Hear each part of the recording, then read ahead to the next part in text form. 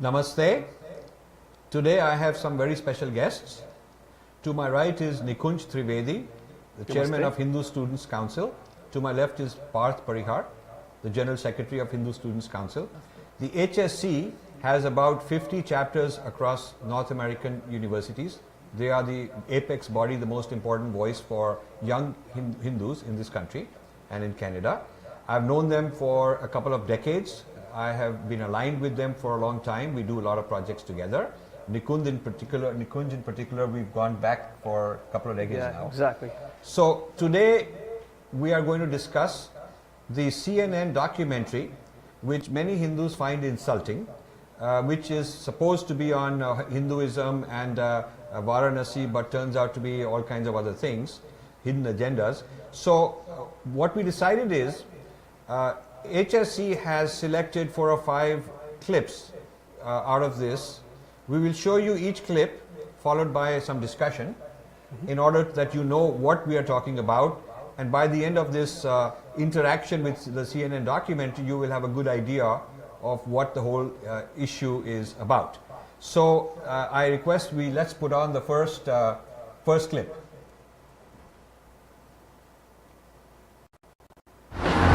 I came to Varanasi, India to do a show about Hinduism.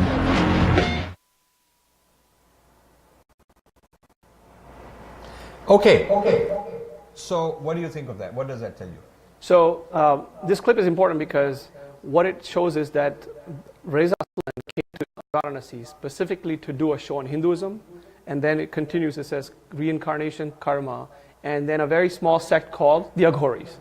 So he claims in his defense that this show is not about Hinduism, it's only about the Aghoris. However, it's very clear from this clip that it is a show about Hinduism. So the important point being, this is how he introduces. Exactly. The introduction to the show claims that he's going to give you something about Hinduism. So it's good, supposedly a good classroom material to show in schools or to the general public who know nothing else about Hinduism. That's because correct. he's come to India to do a show on Hinduism. Now, the next clip will tell us what exactly he is going to show us. So let's see the next clip, please.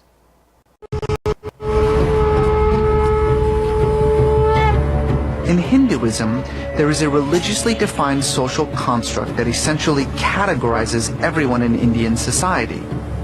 This is called the caste system. But there is a sect of Hinduism called the Aghori, which, while technically 500 years old, is now trying to upend the caste system embedded in Hindu spirituality.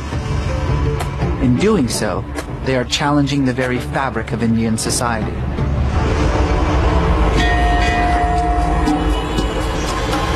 Hindus believe in reincarnation, the idea that after death we are reborn again and again.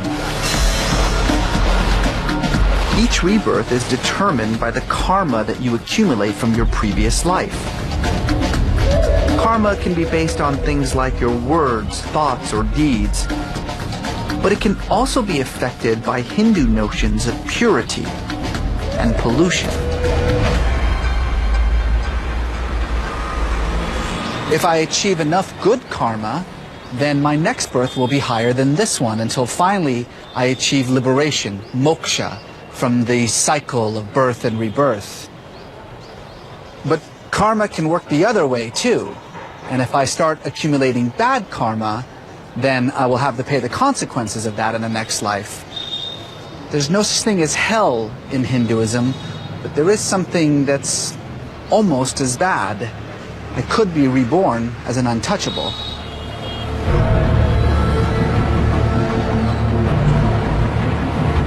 The untouchables, also known as the Dalit, occupy the lowest level in India's caste system. The Brahmin are at the very top, the untouchables at the very bottom.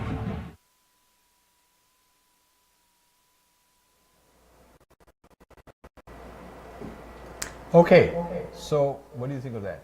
So again, first we talked about that this is not a show of Hinduism, which we showed that it is actually a show of Hinduism. And then he goes into this idea that he also defends that caste system is religiously sanctioned. It's actually what Hinduism really is.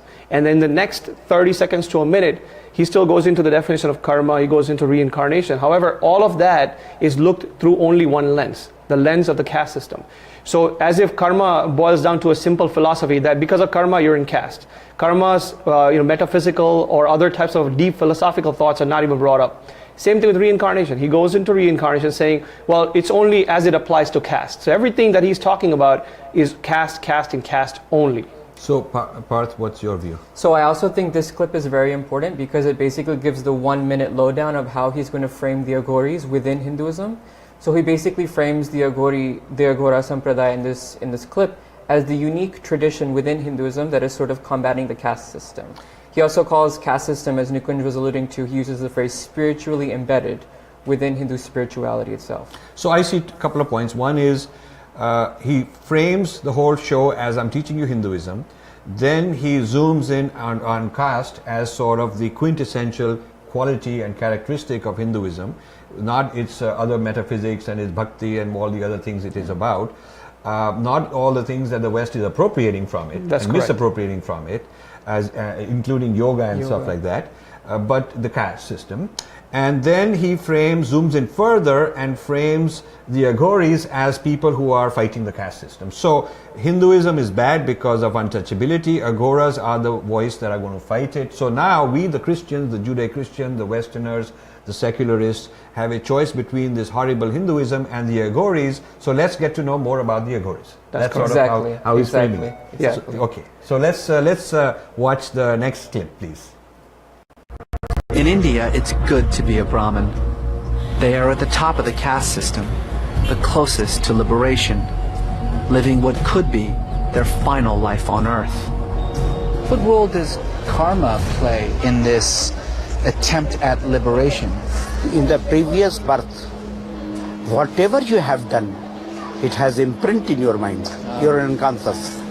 And so karma accumulates and helps you on the path up in life after life, birth after birth, until you finally achieve liberation.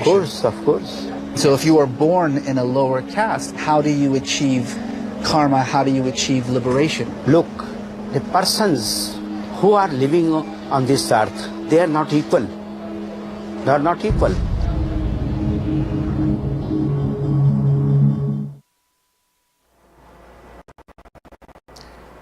Okay, so what do you think of that? So the beginning of this clip is particularly problematic. He says that Brahmins are the ones who are sort of closest to liberation, closest to moksha. And within the Hindu tradition, of course, we know that moksha is available to everyone regardless of their birth. I think the end of the clip is also particularly problematic because he cuts off the sadhu when he's saying not everyone is equal. We don't know what he was going to say after that. Equality has a lot of different parameters. You could be saying, we don't all have the same abilities in life. We don't all have the same qualities. And not everybody is equal in the United States. I mean, Yes. I'm not able to do what Donald Trump can do. Exactly. And so, Yeah, no, so from the equality perspective, this is an excellent point that Parth brings up, because now what you're saying is, first, he talked about the caste system, how it's part of the Hindu tradition or Hinduism, right? That's what caste system is. Then now he's getting a religiously sanctioned voice. So he's bringing in a Swamiji that says, well, not everyone is equal, and he cuts him off to corroborate what he earlier said, that look, this is sanctioned by Hinduism. Here's a Swamiji who's sitting here and actually sanctioning, saying not everyone is equal.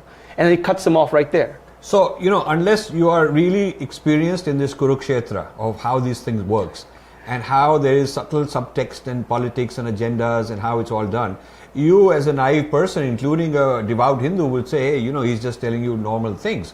The point is that he's asking leading questions. He's spent weeks and months with large amount of budget to prepare for this. So what questions he'll ask are designed to get the answer he wants. And for a 45-minute final thing, you shoot 20-30 hours of footage typically, and then you clip out of it what fits your needs. So he's zooming in towards problematizing caste, particularly as the quintessential characteristic of Hinduism. That's wonderful. So should we go to the... I want to make one more point, is that now we think about a person's attention time span. Yeah. Typically a person doesn't watch too much, their attention time span has gone in 7 to 10 minutes in the first one. So now, so far, what have you learned in these few clips? I'm going to talk about Hinduism. Hinduism is nothing but caste system, and there are 4 words that come out besides Hinduism: karma, reincarnation, moksha, and Dalit are 4 words that a typical American audience knows about Hindus. The misconceptions that Hinduism is all a bunch of caste, cows, and curries, as you say. And I'd like to add a 4th one, cannibalism. So Hinduism equals caste, cows, curry, and cannibalism. And that's what you're starting to see in the first few minutes of this entire documentary. So now you already developed a mindset about what the documentary is going to be. Yeah, I just want to point out that for many weeks, CNN was aggressively advertising this show called Believers. Yes. And in the headlines was cannibals. Right. The word cannibals was in their advertising all the time. So, you know, this is sensational. He's going to tell you about amazing, interesting, weird, fascinating religious cults all over the world. Yeah. Cannibals, wow, that's the opening, the first show. Yeah. So that's interesting also. So let's go on and watch the next clip that you selected. Yeah. He wants me to bathe in the water, and then he wants me to drink it. And you may not know this about me, but I'm like a germaphobe. I don't want to be an American asshole or anything, but there is no way I am getting in this water. I mean, this is one of the most polluted bodies of water in the world. I mean, forget about like the ashes that are dumped in here. I actually have already seen 3 different cow carcasses. One I think was a cow carcass. It had a backbone. I couldn't even figure it out, floating in this water. Okay, so what do you think of this? This is the most disturbing clip for me, personally speaking. Okay. Because number one, he's basically saying that the holiest water that Hindus consider is the most polluted water in the world. Okay, let's not get into the details or the semantics about the pollution that is going on in Ganga and also the attempts by Hindus to clean the Ganga. Yes. Number one. Number two is he uses profanity. He's showing that I'm like a typical American guy standing here, not to sound too American, but he's sounding American. So it's like a weird language that he's using. He's showing dirty water in the background, cow carcass flowing as if that's like a normal thing going on. He's showing dirty people, dirt all over the place, and essentially showing that Ganga, which he in the clip after that shows that Ganga is one giant toilet. This is the word that he uses. So the holiest water that Hindus use for their spiritual practices, bathing and stuff, is considered the most polluted and one giant toilet. This is a big problem I have personally. So, Parth?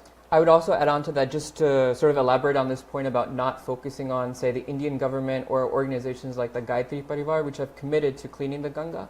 It gives the impression that Hindus and Indians are not concerned about the pollution that happens, and that Western interventionists, Western interlopers need to go and show us how to do it, that Correct. We're not aware. And so not only okay, one is who's solving the problem and cleaning the Ganga issue, but I would also point out that the Ganga, throughout its history, for a very long history, description of the Ganga by native people, by foreign visitors, Chinese, all kinds of visitors, has been of a very pristine, beautiful river. Yes. And the pollution is a product of modern industrial society. So you could also attack modernity and the influence of westernization, a lopsided westernization. So you could say, rather than traditional Hinduism, on the one hand you are attacking tradition like caste. That's right. On the other hand you are attacking modernity, but without calling it modernity, which is the pollution, pollution is not a traditional Hindu thing. No. So this whole business of industrial pollution and urbanization, which has nothing to do with Hinduism, is also being blamed on Hinduism. That's I think correct. that's an important point to make. Bottom line is everything that comes here that's dirty is all Hinduism. Well, what our problems are Hindus, but we cannot call yoga Hindu. Yeah, exactly. We cannot call that because that belongs to all of us. All of us, exactly. We cannot call the meditation revolution Hindu. We're going to call it neuroscience or Christian-centering prayer and all that stuff. But whatever we don't like, we're going to label it, brand it as Hindu. Everything that's dirty becomes Hindu. Yeah. Everything that's oppressive becomes Hindu. That's what we have seen so far in the clips. He could have shown the beautiful ghats, which are very well photographed in the world. If you do a search on Varanasi ghats, you'll find beautiful pictures taken by millions of photographers out there. But this guy decides to focus on some garbage bags, some dirty kids, swimming, or some dirty carcasses flowing. I mean, as if that's like the normal thing that you see, essentially. Excellent. So let's move on to the next clip, please. Now he's not polite with me, and he knows. Oh my goodness.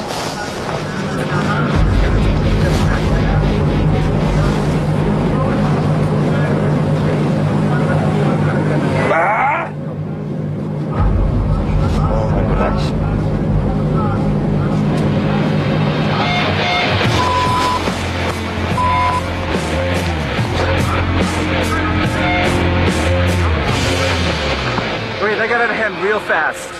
And pretty sure that that's not the Agori that I was looking for.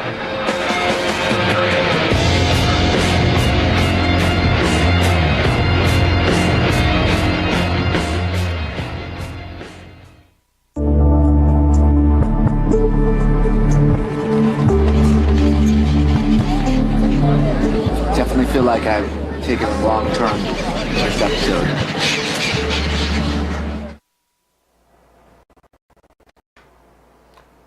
Okay, so what do you think of that? This is incredibly disturbing. It's not only graphically disturbing, it's almost like soft porn on a national TV. But now you're showing a very, very bizarre, out of the context picture of Hinduism. That you came to see Agori. Now you have a particular view. He says after this guy is done urinating and throwing urine around, he's saying, well, that's pretty much not the Agori that I was looking for. So he had a preconceived notion of what he's going to say. So Agoris who are supposed to upend the caste system, become reformers, are supposed to be some kind of people out there that he already has a conception about. And this graphically, the graphical image that he's showing here is a shock value that to a normal American Western audience was like, what the heck is going on the camera? You're showing a Hindu spiritual person urinating, throwing this. This is like the Temple of Doom kind of flashbacks that people are getting.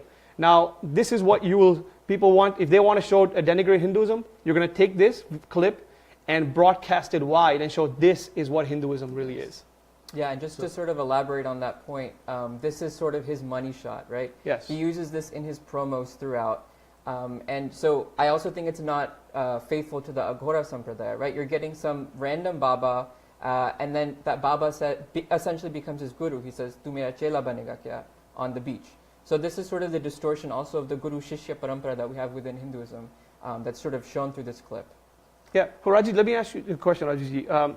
Do we have more clips? Or yeah, we have another clip, so maybe we'll talk about that afterwards. Yeah. So I think that this is kind of a pretty ridiculous thing to show because, without the context, it would be different if we had a show not on Hinduism, if we didn't introduce it like that. Right, If we said the strangest, weirdest cults and organizations around the world and showed some Christian people doing weird things and lots of weird things happening. Of course. And some Muslim people and Buddhist people. I mean, you could go around, and it has nothing to do with religion. You could find such people who are non-religious, who have nothing to do with their faith. If he had fit this in as one of many in that context, it would be a different matter. But he frames the whole thing right in the beginning that he's going to go to India, he's gone to India, and he's going to tell us about Hinduism. Exactly. So this is his framing of Hinduism, and hence suitable material, CNN sanctioned, to be shown in schools all over the United States. That's correct. That is the game that concerns us. Yep. So let's see the final clip, please. So we're done with the clips. Yes. So let's. What are your general views, and what do you think people are saying about this? So I'll give you some personal background. My first introduction to the United States was when I came here when I was 15 years old. I went to an English class, and for entertainment, they were showing Indiana Jones and the Temple of Doom. There's a girl sitting in front of me. Right when the scene of monkey brains comes, she turns around and she goes, "Do you eat monkey brains for lunch today?" And I was like, "What are you talking about?" And it didn't register to me. But since then, every single morning when that girl ran into me, her name was Jennifer, I still remember it very clearly, she would ask me every morning, "Did you have monkey brains for breakfast today?" Then this continued on. So this is like a sort of bullying. I mean, I was strong enough to avoid that, but I'm sure many, many students, youth, whether you're in high school, whether you're in college, face this type of nonsense. And I have a 6-year-old daughter. I don't want someone to ask her in the morning, "Hey, did you drink your milk out of the skull today?" Or "Do you urinate on people when they come to your house?" See, people don't realize that this is the age when people just take a few second clip and make it go viral. That's correct. That's what we're all about. That's right. So people aren't. Some people have written to me, "Oh, you've got to watch the whole thing and understand it analytically, logically." That's not how the human brain works.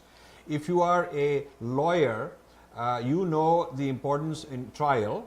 To show some little glimpse of the other side which discredits them, and the other lawyer will make sure that this is disallowed. This is why it's done, because even though you look at the whole situation, you might say, "Well, I just gave a little compromising data," but the other guy knows that you put this poisonous thing in the minds of the jury, so they don't want it. That's exactly how That's a right. brand gets damaged. You show some damaging things. You show a Coca-Cola ad with some garbage in the neighborhood, Coca-Cola is not going to like it. So when you're talking about branding, when you're talking about how the West brands itself, spends a lot of money to brand itself, called soft power, and how devastating it is for other cultures, then you can see the significance of this. Because obviously this is unfit for an introduction to Hinduism. Yes. Yeah. Obviously it's unfit for young children in the United States, young white kids who have, Hindus sitting in the class to be shown this movie. It's unfit for that. That's correct. Okay, but it has been put out as a mainstream thing on Hinduism by CNN, and I think that's irresponsible. Yeah, see, Rajiv, a couple of things. One, we have already seen teachers asking, Yes. Can we get a clip of this? Can we get this documentary to be shown in 6th grade? 6th grade Hinduism or classes on ancient India. Okay? Or world cultures. Or world cultures. Or pluralism. Yeah. Multiculturalism. This is multiculturalism. Yeah. What an exotic culture you come from. Exactly. Nikunj, you are coming from very exotic culture. I was very fascinated by the Yeah. naked sadhu running around and Yeah. peeing on everybody. Exactly. That's pretty cool. Yeah. I think that's nice. I mean, this is the sort of usage that they're setting us up for. That's correct, exactly. Because clips of this will go around here and there. Yeah. And if you want to bully a Hindu, this is a good material for you to do that. That's correct. Your bullying of Hindus also not just happening in schools, but also outside. You may lead to racist attacks.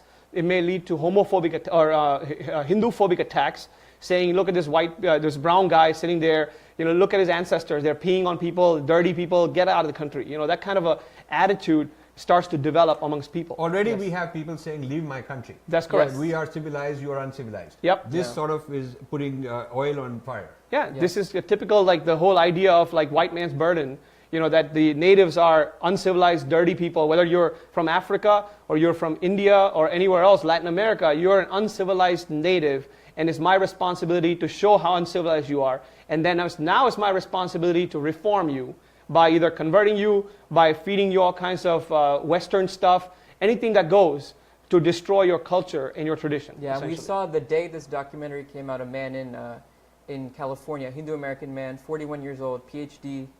He had a PhD. He was verbally attacked in a parking lot, and he sought help from the police, and he was unable to get it. So we've seen these attacks happening increasingly over this past 2 weeks, and so for a documentary like this to come out at such a sensitive time is really shocking. And the strange thing is, towards the end, he sort of does the cover your ass thing, Yes. like saying, Yes. oh, this is not typical Hinduism. This is like I framed you in court. Yeah, I put and- all kinds of stuff on you. Yeah. And then just to cover myself, say, oh, this is not all there is about Nikunj. He's also a nice guy.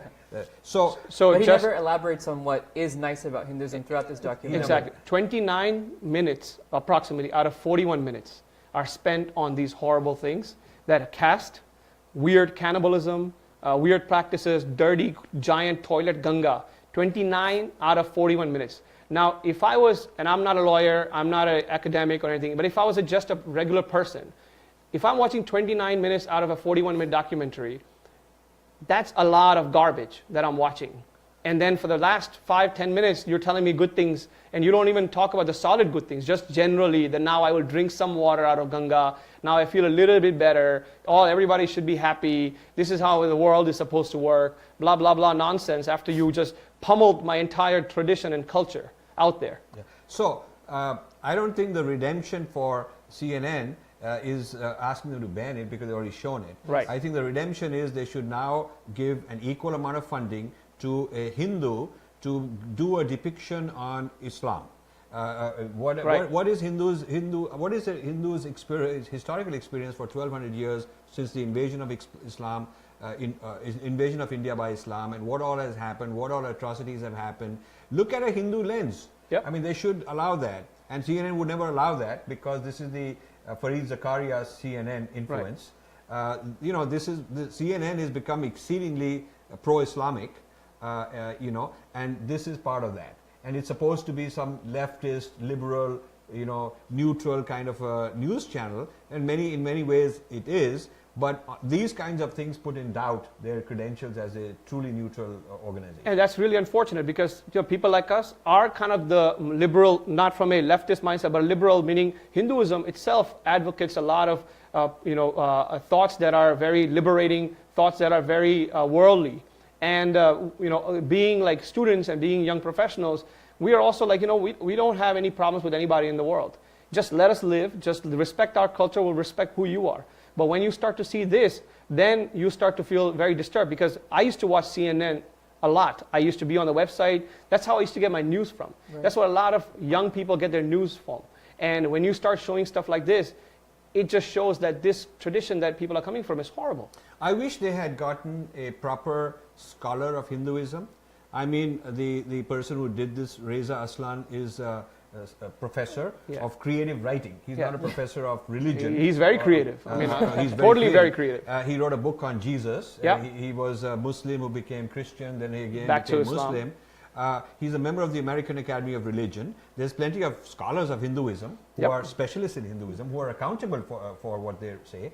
The CNN could have hired somebody else to do this, to do a better job. And not only that, Rajivji, okay, they hired Reza Aslan because maybe he looks good, he talks nicely, okay.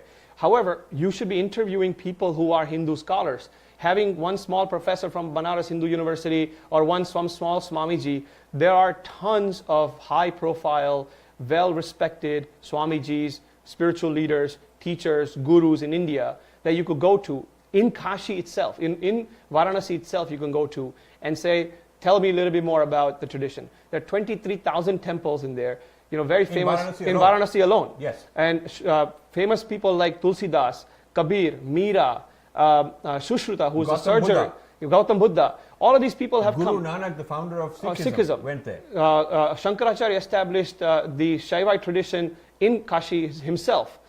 There's huge amount. Huensang from China visited and described this place as a beautiful place with a lot of religious activity, a lot of scholars going there. Where is all that material? Why not talk about those things? Why not talk about the influence of Ganga in the entire Indian population? And the thing I worry about is, I wonder, what was CNN's motive? What were they trying to do? If they were trying to explain Hinduism, they failed. Yes. If they were trying to show the world is one and there are many beautiful places in the world and we should appreciate them and have mutual respect, they failed. Yes. If they were trying to create hatred, prejudice, suspicion towards your Hindu neighbor, then that is probably the most likely thing that went on here, which is unfortunate. I want to say the following. There has been a lot of reaction to this video, to this documentary. What surprises me is that the Hindu American Foundation, which raises $1 million a year, the richest Hindu foundation in the United States, sucks in a lot of funding, for public relations. They don't have much scholarship, but they have a lot of funding they spend a lot of money on public relations. They came out with a mixed report on this. First of all, Reza Aslan, who produced this documentary, says that he's been supported by Hindu American Foundation, that they actually supported this. When we put a lot of pressure on Hindu American Foundation that did you do your homework, why are you doing this? Because they've also supported in the past other things that Hindus find problematic, and many Hindus have said they don't represent us properly. So then in defense, they came back with a statement sort of saying, no, we didn't quite support him. But it's contradictory, it's sort of confusing. He says, this is the HAF, Hindu American Foundation website statement. He says, we do not believe Aslan to be Hinduphobic. Okay. But then to cover themselves, they say, we are deeply concerned that his program's erroneous depictions, misleading imagery, and unnecessarily provocative scenes could exacerbate Hinduphobia. Well, if what he's doing is misleading and imagery, erroneous and all of that stuff, provocative, then he's Hinduphobic. Exactly. Okay, and then he says, they also go on to say, what he's showing very much feels like an insult to Hinduism, so I don't understand why they're sucking up to him. I mean, are they trying to cover themselves both ways? Maybe there's a grant from CNS coming. Yeah. Maybe there's an academic kind of an affinity that they are trying to always suck up to lots of people, because the PR mentality is to suck up to everybody. rather than take a strong principled stand. So I really don't understand where HAF is coming from. Then they say it recognizes, it's almost like an apology, that the media thrives on being sensationalist and provocative. So the very goal of this type of infotainment is to shock rather than educate. It's almost like they're saying, like, this is sort of okay because this is how media is supposed It's to. normalizing. It's Right. normalizing the Yes. media. What do you think of this? Well, first of all, if this information is not Hindu phobia, then what is? I don't know what the definition of Hindu phobia then is. The guy says Ganga is one giant toilet. Okay, he's showing a Baba urinating. He's showing people eating brains, parts of the brain. That's not Hindu phobia, then what else can it be Hindu phobia? And it doesn't matter which organization is trying to cover their rear ends. Whoever's trying to do that, they should be held accountable. Because if you think that this is not Hindu phobic, then you're not really defending or protecting Hindus. So no matter who you are calling yourself the forefront organization that is voicing their displeasure for Hindus or standing up for Hindus. You're not, because you're not even defending Hindu phobia itself. And you're saying this is really not Hindu phobia. This is xenophobia to the highest degree for Hindus. So your final comments, and then we'll close.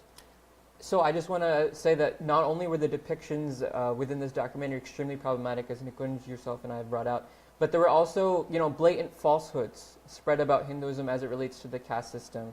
So, for a news organization like CNN, who will be taken with some credibility to put this out, it's really bad. It goes against journalistic ethics, and an ethics also that an academic should practice, like Reza Aslan. So I think this documentary was problematic on multiple fronts. So Rajiv, I have a question for you. People say, in our groups and our activists themselves sometimes say, I watched this documentary, it's not really that problematic. Yeah, he has some disturbing scenes, but then he ends on like a high note where he's saying, everyone should be happy, everyone should get along, this is the real message of Hinduism, yada, yada, yada. I just wanted to get some thoughts of yours, what you think, how you have been seeing this. Well, unfortunately, the vast majority of Hindus who go out and have a lot of opinions really have never gotten out of their comfort zone into the Kurukshetra to engage what is the bias like in schools, in colleges, in media, how it affects mental health, how it affects the psychological makeup of our children in this country, how there's a denial of our tradition. In other words, I've been writing for 25 years on this issue. And you have to connect the dots. You cannot take something in isolation and say, okay, this won't cause us any harm. Of course it's causing us harm. The reason blacks would complain if there were a stereotyping of blacks, you could also say, hey, it doesn't matter. The point is, they know it matters. Yes. Because the reason women would complain, if you had a whole CNN documentary which basically focused on women doing dishwashing and that sort of the stereotype of what a woman's job ought to be, that's the definition, of course women would complain. If gays were stereotyped that way, they would complain. If Hispanics, they would complain. Certainly Islam would complain. Yes. Certainly if this were about Christians, they would complain. Now I want you to know that CNN has another series in the second year on Jesus. Finding Jesus. That's all about the historicity of Jesus. They interview archaeologists who says, I found this is proof. And they interview some linguist and some historian. Yep. And they make it look like very intriguing, very complicated thing, but it's all heading towards, the historicity of Jesus being established. Now this is a liberal left-wing channel, but it is finding Jesus. That is a major topic of their in the second year. The equivalent would be if a very liberal left-wing Indian channel said that the majority religion is Hinduism, so we should have finding the historical Rama, and with a positive spin, or with finding the historical Krishna, and interview all kinds of Hindu experts, archaeologists, linguists, all kinds of people to show how over a period of time more and more data is being compiled. Collected, exactly. So there is an asymmetry here. The people on the Indian left who would support this sort of a thing when it's done in the United States and would support this finding Jesus kind of a thing when it's done in the United States would have an exactly opposite stand towards Hinduism the way it's portrayed in India. There's a kind of duplicity there. That's right. So with that, I think we will close. Thank you for watching. Please comment on the Facebook page where this is going live. We would love to have your comments. And I want you to say, I want HSC to back. Sure. I want HSC to be back Yeah. for more such shows. Yeah, and we'll also Thank have you very much. we also have a announcement that on Saturday from 3 to 5 p.m. in New York, in Manhattan, we will be holding a protest, a community protest. About 25 or more organizations are coming together to protest against the CNN documentary by the CNN's offices in Manhattan, which is 10 Columbus Circle in New York. So yeah, we will be there, and we look forward to seeing the Hindu community there as well. Thank you. Namaste. Namaste.